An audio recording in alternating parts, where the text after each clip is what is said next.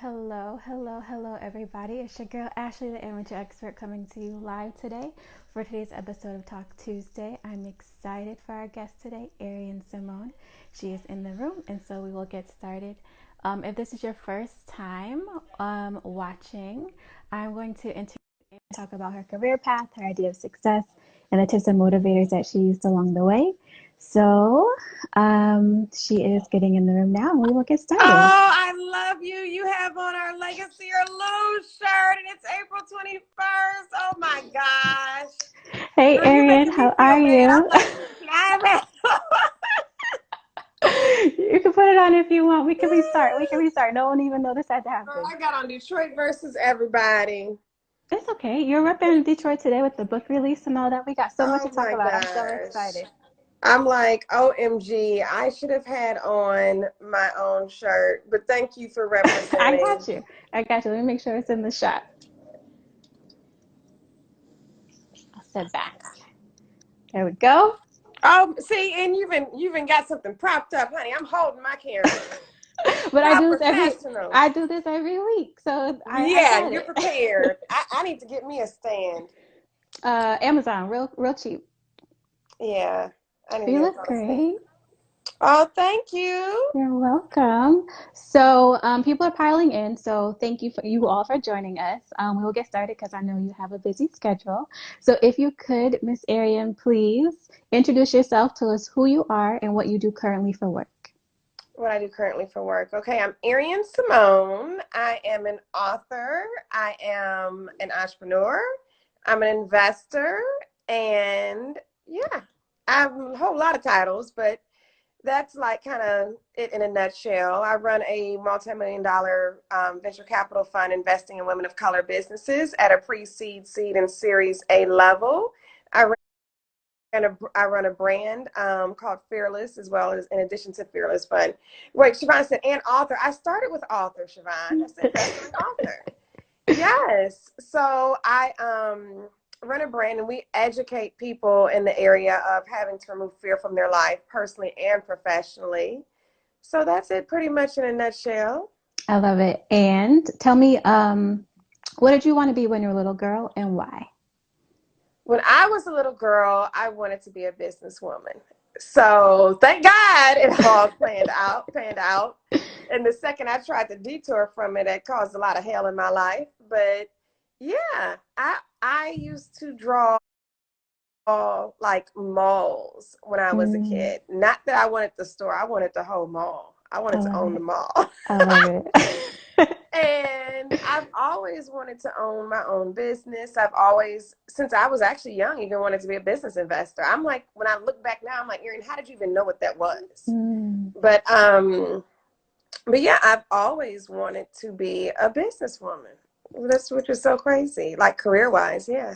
And so, what did you think success was at that time when you wanted to be the owner of the mall?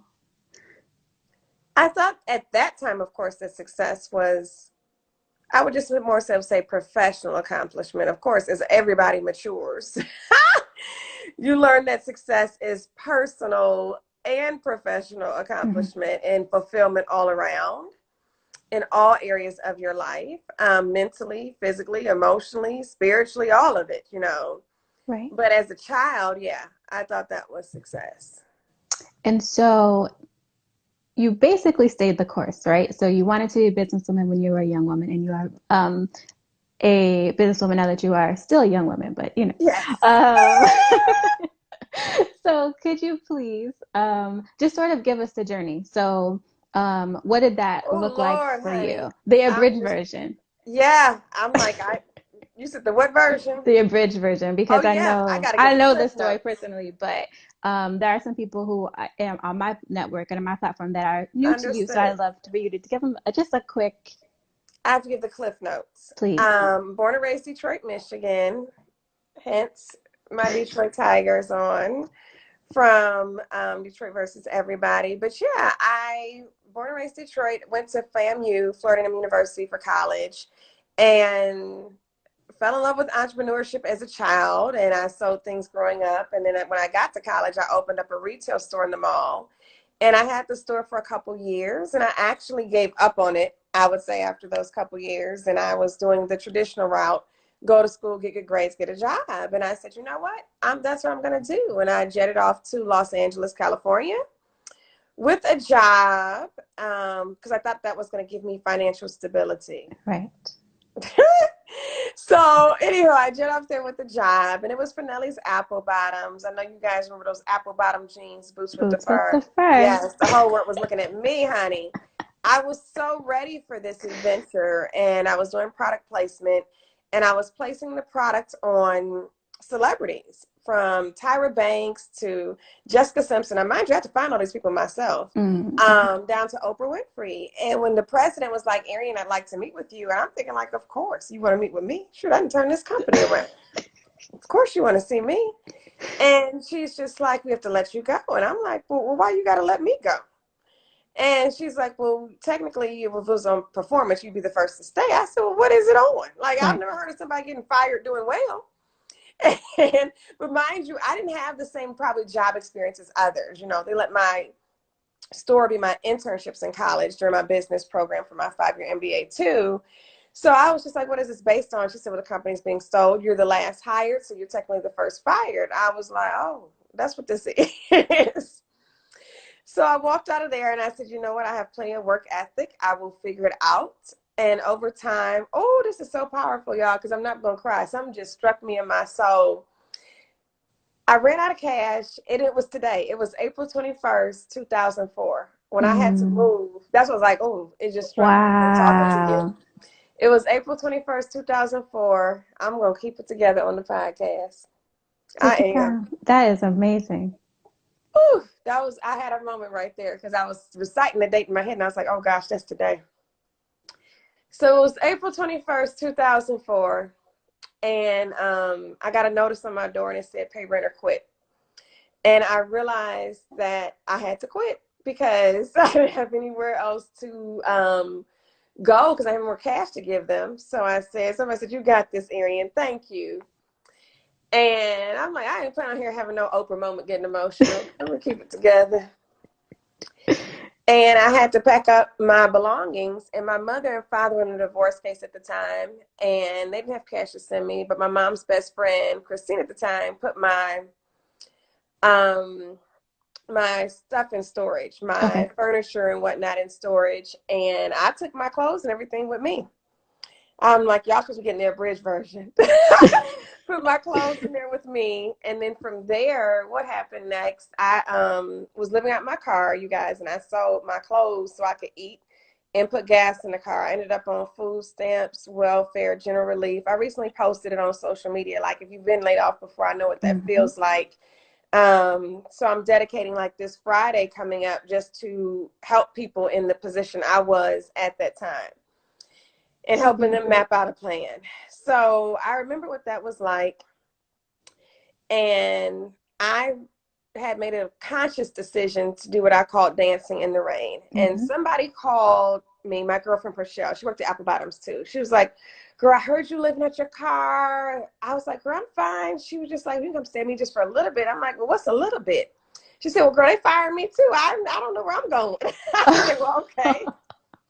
So I get there, she's got like it's people there. 2 people are living there. A boyfriend and her in one room, and then this guy named Reggie, he's cutting hair. He's from Baltimore in another room. Oh boy, Reggie. And there's a whole bunch of y'all. This is even in the hood, okay? So it's like 2 bedrooms and 800 square feet. So we're in a small vicinity. That's 2 bedrooms don't usually go on 800 square feet. So, yeah, so my living room is like a strip, literally, and I'm just sleeping on the floor. I'm like, I didn't have no bed or nothing to bring in. I'm like, should I work it out? So I had food stamps, so my contribution to the house was I could definitely cook. Yes, you can. You know I cook. So I was like, yeah, I'm going to cook, and I'm going to figure it out. And then what was next? I said, I'm dancing in the rain. And part of my dancing in the rain is I got up one morning and I said, girl, I'm going to the BET Awards. And she was just like, oh, how awesome. Who got you tickets? I was like, girl, nobody. And she's like, well, how are you going? I said, oh, I'm sneaking in. I'm walking the red carpet like the celebrities. She was like, oh, good luck. Like, this sounds nuts. She was looking at me like I was crazy. I'm like, girl, please, I'm about to rock this thing. So one of my girlfriends from back home came in town. We put on our makeup. We got all dressed up, and next thing you know, we got down there. And when we got down there, they were like turning us away from the doors, and that's only because she was trying to doors. I was focused. All I was focused on was we walking this red carpet. We're getting in. I was focused. She was not at all. At all. She keeps going door to door, about to get us thrown out. I'm like, okay, you about to blow up our spots. Anywho, by the carpet, this guy just says all the way, "Hey, Arian." I'm like, girl, that's our cue. Come on, girl. Come running down there. We're having conversation. Get beyond the gate because we're just talking. He was just like, hey, you know, I don't remember who he was, but I'm using context clues. I'm like, oh, great. We were in college together. This works out well. So I'm just going with it. Turns out it was Rico Love, but at that time, he's a songwriter and producer, very known, but at the time he was not known. We were young, and he was Richard Butler still, coming from FAMU, and had just signed with Usher. He's like, I just signed with Usher. You guys can come in with us. Now, he thought we had legitimate tickets. He knew I was sneaking in to like years later, 2015, when he heard the book was out. But yes, so we get there, and the next thing you know, Usher just comes up, and we start jetting off down the carpet because he's late. And I didn't realize Usher had to perform. So we didn't stop for like photos and interviews. And thank God we didn't, because at the end of the day, had we stopped for like photos and videos, he probably said, who are these girls? What is happening? Like, what's going on? But luckily, he just jetted off, grabbed my hand. I'm like, whoa. The paparazzi's like, who's the girl in the white dress? Who's the girl in the white dress? I'm like, it's me. Yes, honey. We got up in there, and they were like, oh, gosh, we wish we had more seats up here with you. And I was just like, no, it's okay. Or with us, rather. They're like, we can seats with us. They were in the first row. I pointed at the fifth row. I saw 2 empty seats, and I said, oh, there go our seats right there next to the unit. And we went over there, and we sat down. But I tell that story for a reason, that when you're going through something in life, that if there's something that you want, you have to act as if it is already done. I don't tell it for basically, I'm going to say it a curse word, something and giggles. I don't tell it for whatever and giggles, but I tell it to hone in on that principle that I was convinced that morning I woke up that I was getting to the awards. I never had a doubt in my mind. Not once. From the moment we were there, from the moment we got to the carpet, to the moment we walked down the carpet, I was convinced we were getting into this award show and that we were going to have a good time. And that's what manifested before our eyes. We acted as if it was already done. At least I did. She just got the benefit from it. Because I'm telling you, over manifested both of y'all. I love it. Yes. And that is just so true in life, that you want to go things with a certain level of confidence, a certain level of boldness. And I'm telling you, God will open up the doors on your behalf. Once he sees that you are confident in doing your part, I'm telling you, you'll be richly rewarded. Now, you about to have me get on a tangent up in here, but I'm about to slow up because I'm supposed to be being interviewed right now. So fast forward. Take your time. No, because this is like turning into my keynote, which turns into like a whole 45-minute session. I don't have 45 minutes. And I know you sent a list of questions. Actually, y'all text me a list of questions. I told her, I said, let me tell you something. I said, I ain't got time to read this, girl. I'm in virtual meetings right now. I'm just going to get on there, and I'll be up there, and I can answer your questions then. Yes, but I had given the questions early on, but I just wanted to refresh you because it was so long since we had booked. But go on. I love it. Oh, even if you gave them, trust me, I'll get up and wing it. So let me just get through this because you'd asked for this whole career journey. Siobhan talking about, I know. So fast forward. There's other dancing in the ring stories. You do not have time for no big booty contest stories. So I have to continue. We'll hold that off for the next time you come on. Yes, just to hold off for the next time you come on. Yes. So Jamie Foxx had a big booty contest. It was a party. I danced in the rain there. I kept my integrity and my dignity, so please do not judge. Yes, and even if I hadn't, you don't judge me. Fast forward. I did have one low point where I was just like, is this for real? And I was at a green light, you guys, in my car, and I wasn't moving. Of course, my car is filled with my belongings. And my mom calls, and she's just like, well, what are you doing? You can't do this to me across the country. And I said, Mom, I've applied for over 153 jobs. I said, nobody's hired me. I said, I was taught you go to school, get good grades, you get a job. I said, this is not happening for me. I said something, that's when you know something is truly spiritually off. There is a level that where you persevere through something, and there's a level when you're just not in alignment. And I was just truly just out of it. Because who applies with 2 degrees for 153 jobs and doesn't get hired? Something about that just sounds crazy. So I was just ready to just call in the towel. I was not suicidal. I was just exhausted. I was like, why is this happening to me? What did I do? And I was just crying out to God, and I was just praying. And then luckily somebody did call very, very close to that day. Somebody called and said, I need you to do some PR and marketing work. I saw your work at Apple Bottoms. I was like, oh, thank God.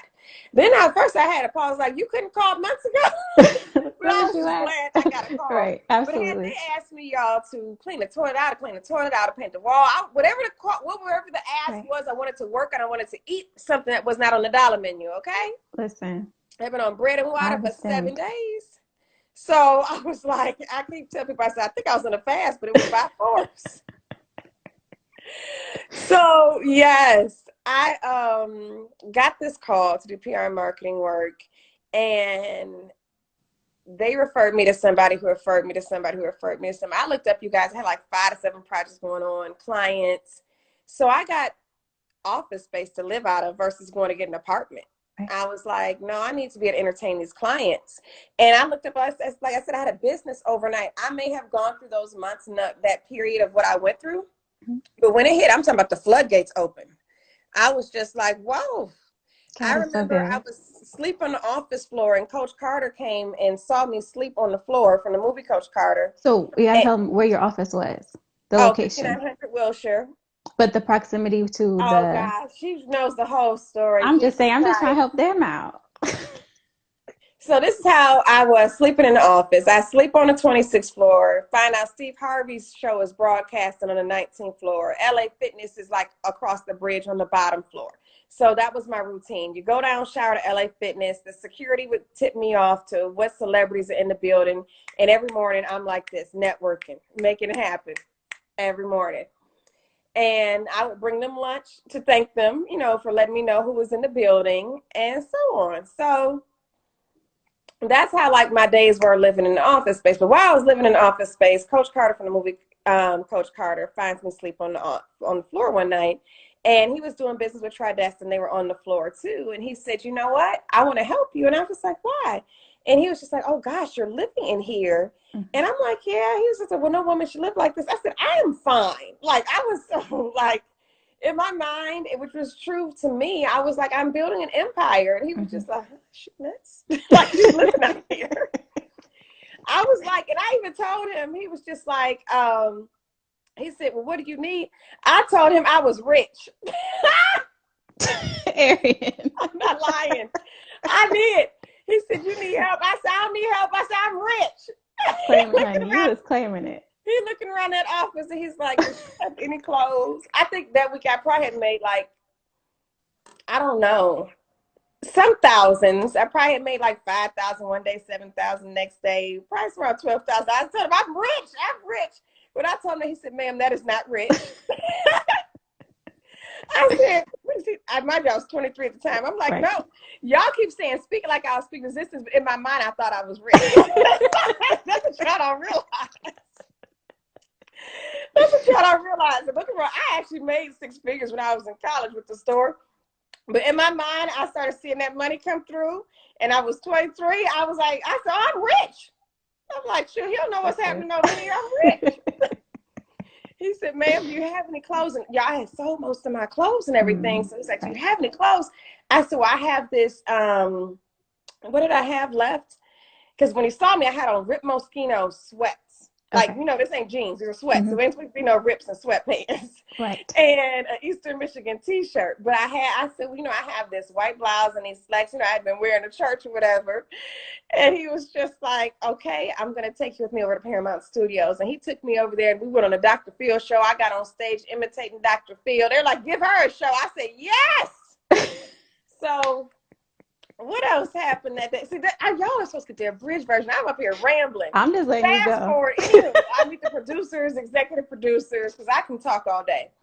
And he wasn't the thing, but he was definitely the thing that led to the thing that truly built a foundation. As I was building this PR and marketing company from the ground up, a light switch went off. If they are outsourcing for movies, that means all film studios outsource PR and marketing services for movies. So I called Will Packer and Rob Hardy, who at that time were not big names. They're notables now. But at that time, no. They were like, Arian, your timing is perfect. We're gearing up for our very first big theatrical release, which is Stomp the Yard. We'll get you over there for an interview. To fast forward this story, so I get the interview. That was interesting, but I got to get through because it'll take me forever to get through this story. You give us what you want to give us. I'm being quiet. Okay, because I can see her face like, we need that nugget. I'm like, oh gosh. No, you've dropped so many nuggets already. Okay, so I end up working Stomp the Yard. The movie becomes #1 2 weekends in a row. So from there, all the other movie studios are like, well, who's the agency that worked on the film? So Walt Disney's calling, Universal's calling, Warner Brothers are calling. So all the majors are calling. And next thing you know, like I say, it's just like, whoo, through the roof. So I've worked on Will Smith films, Robert De Niro films, Kevin Hart films. I mean, the list goes on and on and on. The Takers, Ride Along, James Bond, Quantum of Solace. So, and worked with a lot of celebrities as well, too, in the midst of all of that. Music industry, produced some very major events around Grammys, Oscars, etc. So the moral of all of this, it let me know that my fearlessness is definitely an ingredient to my success, which led me to build a platform called Fearless, which I currently own and operate today. And I guess you would say that's the cliff note and the abridged version. Somebody said like a flood. Oh, that's Brianna. Yes, amen. Okay, so what is your idea of success now? Oh gosh, my idea of success now is fulfillment. Yeah, just fulfillment. You want to be fulfilled in every area of your life. I love it. And what's something that you are learning or that you've already learned that you wish you had learned sooner in your career? This answer is a little layered, but I would definitely, usually when people ask me that, it was always patience. You know, I gave up on that first business, not because it wasn't doing well, but because I wasn't patient. You know, there were days you'd have $50,000, days you're looking like, shoot, how we get to -2? What the heck just happened in this business? And I just wasn't patient. I was not at a place of maturity to ride the wave, you know. And that's one thing I even talk about, if you don't mind me plugging the book slightly. This was not even. This is what this is for. Well, thank you. Yes. So those of you guys who are on here, I just announced today that my book, The Fearless Money Mindset, thank you, is available for pre-orders for those who want autographed copies. Now, mind you, she said cash flow management. I will get into that in a second because that's, oh, Lord. You know, that's your mentee. That's Tiara. Oh, it was? Oh, hey, Tiara. I probably told her that. Yes. So pretty much they're for autographed copies. That's why I keep doing like this. It's for autographed copies. Reason why, in a minute, I can't go up to Barnes & Noble and do an in-store. I just don't have that ability right now because they are closed. Yep. Now, that's why we're doing autographed copies, pre-orders. There will be pre-orders after this. Okay. That, you know, you go on Amazon, Target, Barnes & Noble, etc. But those will not have a signature from me in it, and they will not have your name in it. So that's what this is currently for. And this is a first come, first serve, because when this order is over, it's over. Because the warehouse is not open right now due to COVID-19. So this is not like marketing, me trying to push you to buy or nothing. This is because there is no other place to put this stuff. Yep. So either you grab it now or you're going to miss it, or you just catch me a year or wherever later when there's book signings happening. So with the lesson about my younger self, I say that the reason why I mentioned the book, can you guys buy the book? Yeah, it's at fearlessbrand.co. But the reason why I brought that up, because in the Fearless Money Mindset, I talk about stewardship as one of the principles for financial success. And that's something I had to learn through life. So good. Through life. And I didn't have the maturity at that time when I was 21 with the store to know that I have like this great ability, which I do with attracting money and manifesting and bringing my life, but the management of it, the discipline of it, that has come through time and experience, and something that I continuously have to work on. Mm-hmm. So that's one thing that I could say that the question about my journey that I wish I knew before. Was that the Yep. question? Yes, ma'am. Patience, because I wasn't failing. I just wasn't mature enough to know that it just had those fluxes. Now I'm mature enough to know you just got to ride the wave. Right. That's good. Um, then the other thing I would say is more so alignment. See, when you're in alignment, you don't have to work as hard. And I'm a hard worker. So there is a level that work has to be put into it, but you don't have to work as hard when you're in alignment. Things just come. Like, I didn't plan on being on this podcast today the same day that my book was being announced. This book was being announced on a whole nother day. Ask Siobhan said, not only for women, yeah, ask Siobhan. She will tell you that we just pretty much, Lord have mercy. I was like, I guess we about to wing it and just post. And that's what we did. And that's what I mean about just alignment. Like, this just happens to fall on the same day that I'm on Ashlee's podcast. So alignment, things will start doors start opening, things just start moving in your favor, you know? So, girl, I'm rambling. What the heck was the question? No, you answered it. That was good. So I want to ask you quickly, because this is your third book. What made you feel like you wanted to be an author? Girl, I never had a feeling I want to be an author. When people would hear my story, and I was speaking since 2005, people would always ask me to speak. So I'd get on stage, I'd speak, I'd deliver a keynote, etc. That's when everybody's saying, you need to write a book, you need to write a book. I didn't write a book because I thought I wanted to write a book the first time. It was because everybody said I needed to write a book. So I put my story in a book. Now, I wrote the second book because people were always interested in my morning routine, my Fearless Faith and Hustle. Oh, I should have grabbed it. I had it. Then, girl, I'm pitiful. You got it. But I don't want to get out your light because I don't know if you saved this video. I do, but it's okay. We'll edit it out. Hold on. No. You have to edit nothing. I think I got you. Hold on. Let me see if I can find my own books in the house. Jesus help me.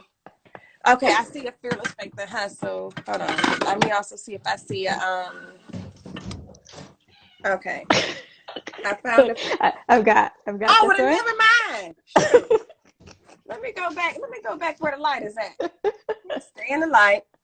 I know I had in my Fabulous and Fearless Journey somewhere. Oh, here it is. So this is the one that I wrote because people told me to. The other one is my morning routine.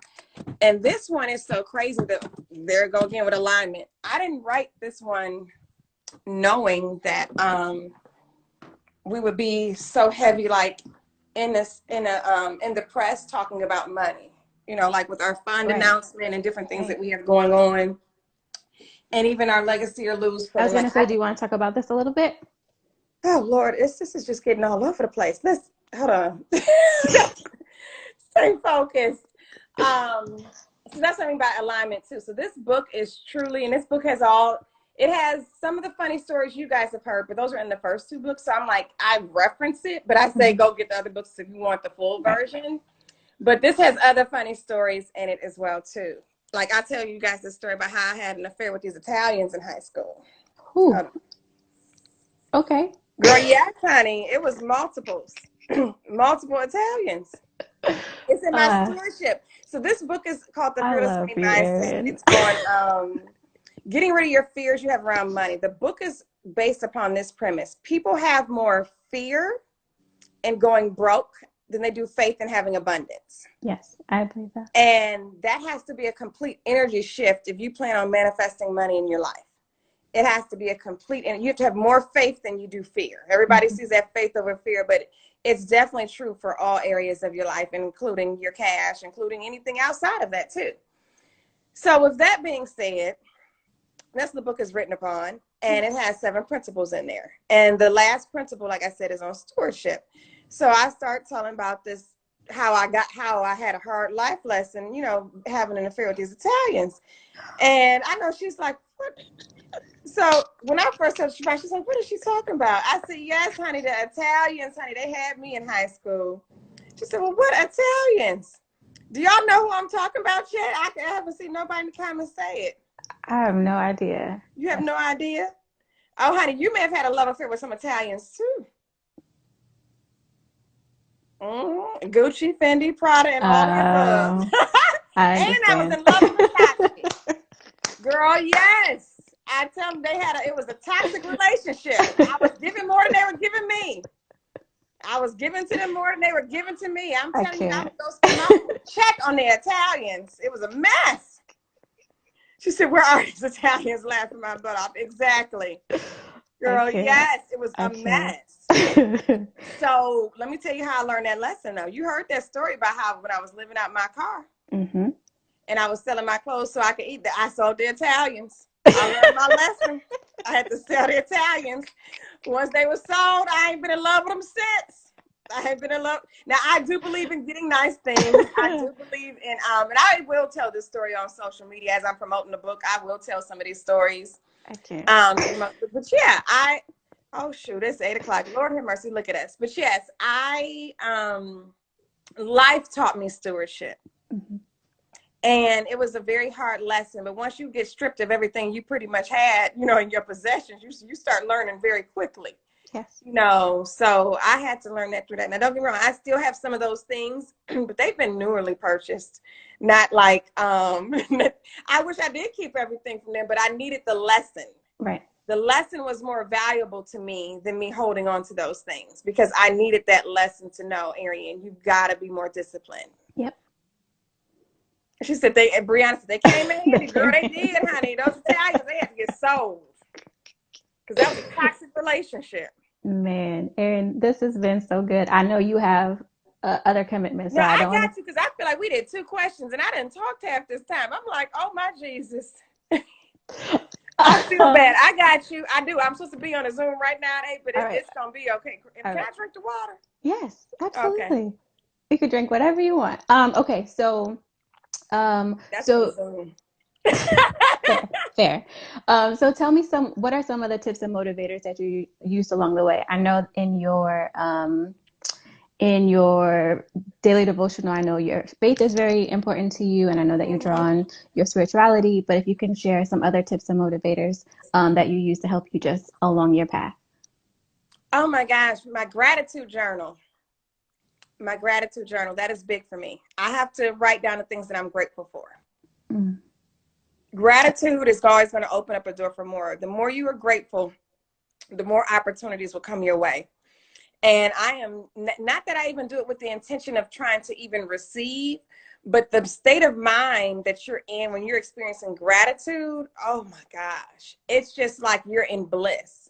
It's like you're on cloud 9. Like you can get excited over the smallest things. Sometimes I get excited over a can of soup. I'm like, yes, I got soup.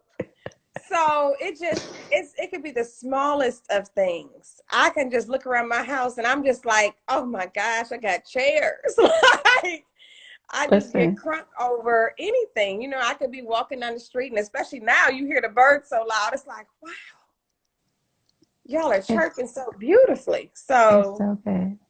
Yes. That is so good. So that you're is gonna save this. I want this recording. Absolutely. Okay. I got you. Thank you so much for doing this. So recently you and your friend, Keisha Knight Pulliam, got into or have started your Fearless Fund.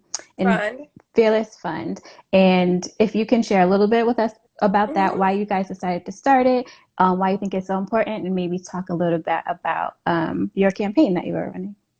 Okay. Starting the Fearless Fund was very important. Like I said, I've always wanted to be a business investor since I had my store. I promised myself at 21, sitting on the floor before the grand opening, one day, Arian, you're going to be the investor that you're looking for. Because I had to raise capital to get that store.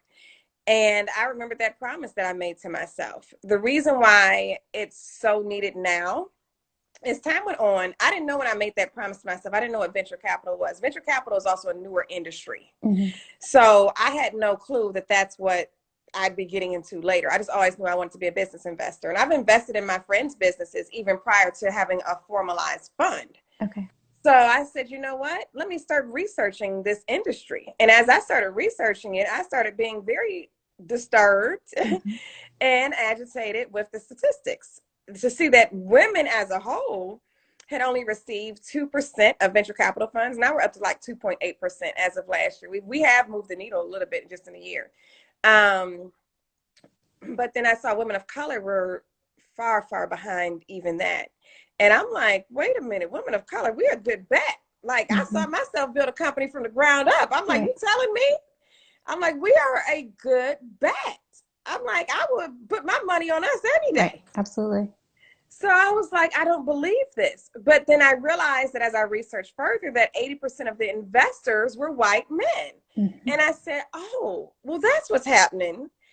There needs to be more. There's a lack of diverse investments because there's a lack of diverse investors. Yep. So I was like, oh, we got to get on the other side of the table here.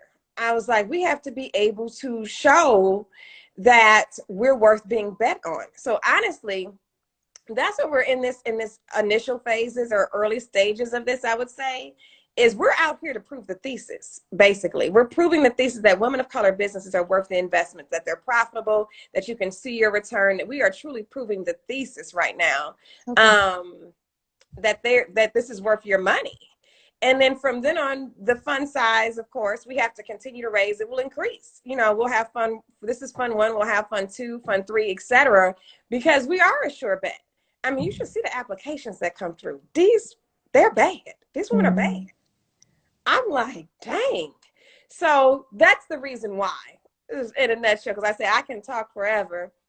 That's the reason why. And you wanted me to speak about what the Legacy or Lose campaign? Your campaign? That's like the reason, how should I put it? Like how things have like a domino effect. Because of the fund, we just started seeing so much of the lack of education, financial literacy and education in our community. And it became somewhat just honestly sad. And I was like, okay, well, I can't sit on the problem side of things, because if you're not a part of the solution, then you're part of the problem.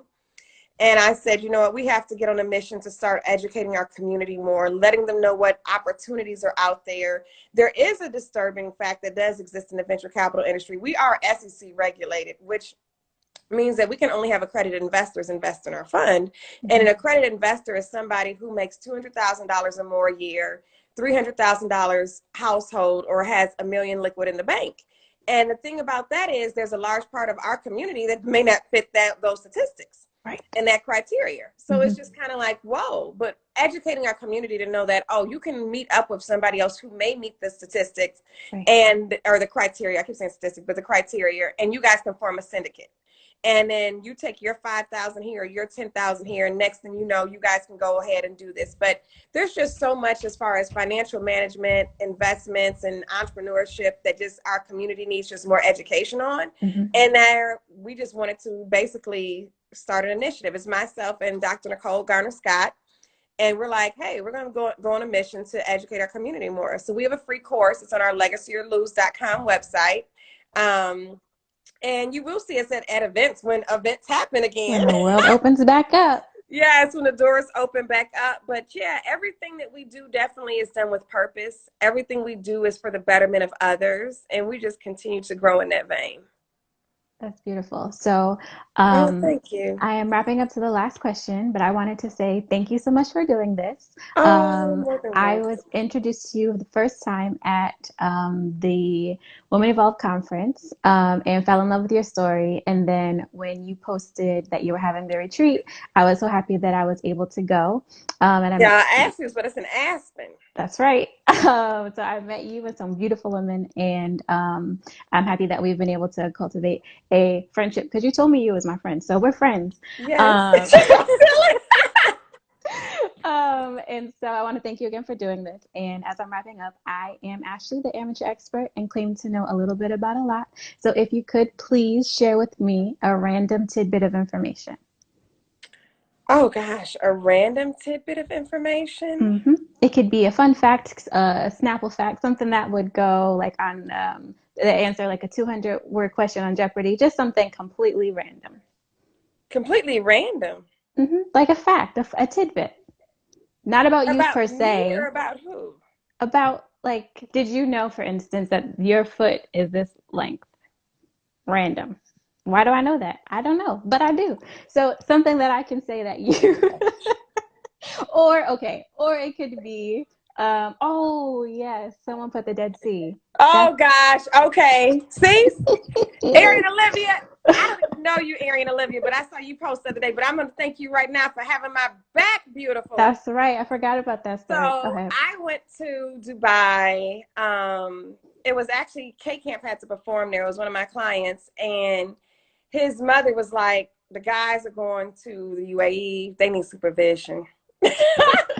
So she was like, could you please go? Because I need to make sure they're not smoking weed. They can't be out there sleeping with the locals. Because premarital sex is a sin in a lot of faiths, but it is illegal. Right. The law, the religion is the law. There's no separation of church and state over there. So you can get locked up for having sex before marriage there. You can get locked up and beheaded for smoking weed. So she was just like, you need to watch them. Make sure they come back. Don't get into anything. Right. So I go, and while I'm there, I'm just enjoying the spa. We're at like the JW Marriott. I'm talking about my room, y'all, look like a penthouse suite. I was like, oh yeah, we living a life. So I go down and enjoy the spa. And there's this immersion called the Dead Sea immersion that I wanted to try out. So anywho, I get in the water. And I'm in this water, y'all, and I keep trying to sit down. And I keep trying to sit down. And I keep trying to sit down. And then this spa attendant, she gets this snapping at me and clapping. I'm like, oh, she done lost her mind addressing me like this. And she's like, stop it. I said, ma'am, I'm just trying to sit in the water. She's like, you can't. What? Have you never been to the Jordan? I was like, are you talking about the Jordan River? I said, ma'am, I'm from the east side of Detroit. What are you talking about right now? Like, people just go to the Jordan. Like, you been to the Jordan? She said, the water's from the Jordan River. I'm like, okay, what does that have to do with right now? And she's like, no. She said, you couldn't drown if you tried. And I said, well, what do you mean? She said, you have to float. I said, well, why is it? She said, the concentration in the water is so thick. The salt concentration is so thick. She said, if you push down, you get pushed right back up. She said, you couldn't drown if you tried. So I had a whole moment of revelation. I said, you mean to tell me, and I don't know what faith this woman was, but I was like, you mean to tell me that the body of water that my Jesus was baptized in, that you couldn't even drown if you tried? She said, yeah. She said, all you're going to do is just float. You just get pushed to the top. So it just taught me that, honey, if you just lay in God, you're going to succeed. That's it. So really, the random fact, I guess you could say, is that I did not know that, one, the Jordan River has this level of concentration, salt concentration in the water, that you couldn't drown if you tried, because it flows into the Dead Sea. Now, if you go and Google pictures of the Dead Sea, you will see people just floating. Like, you'll see them reading a book on the water, and you're wondering, like, I thought they were mats, mind you. And I looked at it only because I've experienced this now. I know that you all were just laying right there. Right. And yeah, it just, that gave me life. I said, oh, I had a whole moment. I said, I done got me a whole message and a word and a sermon and a snack up in this, in the spa room. In the spa. Yes. That was perfect. Thank you, Arian, for reminding Arian, for reminding Arian to share that story. Yes. And thank you. This was perfect. She said, give me a cup. Just give me a cup. Oh, they're talking about they want the water. They're having a whole conversation in here. I can't with you. They're having a whole conversation. You have something coming up on Monday or in 2 Mondays. I do. The retreat or the virtual money creative. You're a speaker. I'm speaking at thank you. I'm speaking at Create and Cultivate's Money Move Summit on May 2nd. May 2nd. That's what you're doing. You said coming up. Now, July 3rd is the actual release date of the book, and we're having a virtual book release party. So get ready. It's about to be lit. Perfection. Everyone go follow Arian, follow the Fearless brand, follow all of the Fearless things. And thank you again for doing this. I will send you a copy of this. It's going to be on all of the platforms soon. So thank you. This was perfect. Thank you for everyone who watched, who tuned in, and we'll see you next week. Oh, thank you. Thank you for having me. Absolutely. Take care. Siobhan told my girl I was scared. She was scared.